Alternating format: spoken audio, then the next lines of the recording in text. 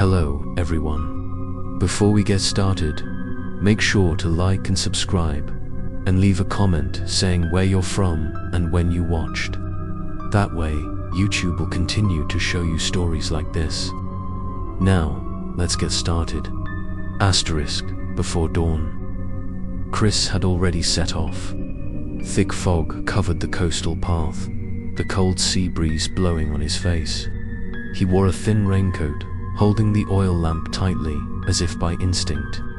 Each heavy step sank deeper into the damp sand, the sound of the waves behind him gradually fading away.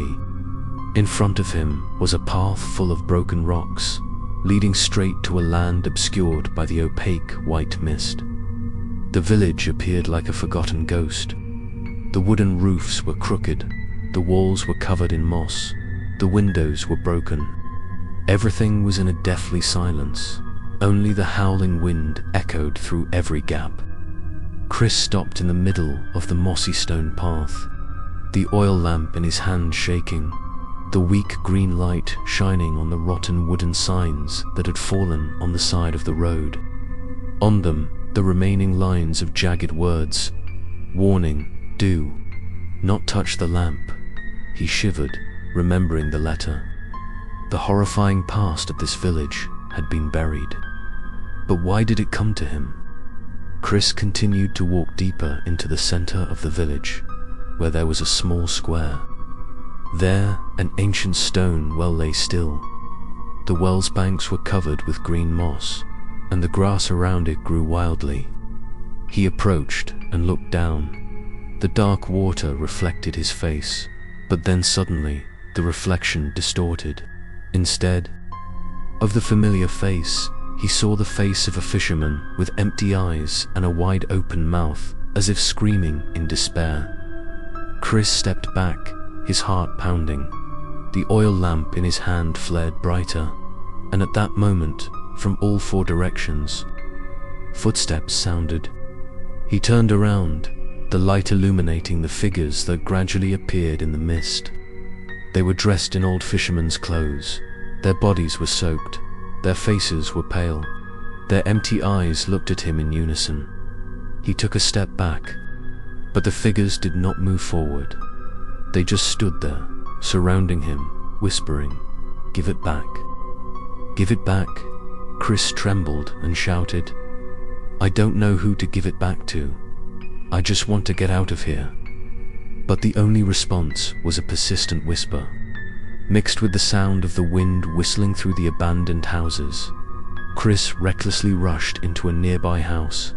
The rotten wooden door creaked. The floor was covered in dust. On the wooden table, he found old, moldy notebooks with yellowed pages. When he opened them, he was stunned. The pages recorded details of stormy nights at sea, the names of dead fishermen, and hopeless prayers to the sea god. The last line of one page read, "The oil lamp is a curse. Whoever holds it will never be free." The footsteps outside grew closer. Chris gripped the lamp tightly, cold sweat pouring out. In a moment of despair, he heard the sound of children's laughter behind him. He turned around. A small shadow, the shape of a child, stood right at the broken window. Its eyes were bright, blue, and its small hand pointed straight at the village well. Then it disappeared into the mist. Chris's heart was pounding, but he understood that it was a sign. Perhaps the root of it all lay in the old well. He ran into the square, the oil lamp shining brighter than ever, shining through the mist. The silhouettes of fishermen were still standing around the well, neither approaching nor retreating. They all looked up at him in unison. Chris approached the well, his eyes as if drawn down.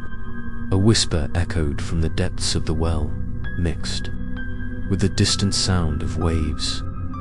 The oil lamp in his hand was hot, its blue light flickering. He felt as if hundreds of invisible hands were trying to pull him down. Chris stood on the edge of the well, his hands shaking, a single sentence echoing in his head. "It all started here. He shouted loudly into the mist, "What do you want from me?" But the only response he got was a chorus of whispers echoing throughout the village. "Give it back, ... give it back. Give the light back to the sea, ... Chris stepped back, his heart pounding. He knew he had reached the core of the curse, but he didn't know how to break it. The village shrouded in mist was now more than just ruins. It was a prison for souls who had never been released. At the end of episode 7, Chris stood before the village well, the place that held the deepest secrets. Stay tuned for the next episode, titled Part 8, The Night Ritual, to discover the terrifying ritual that once took place here.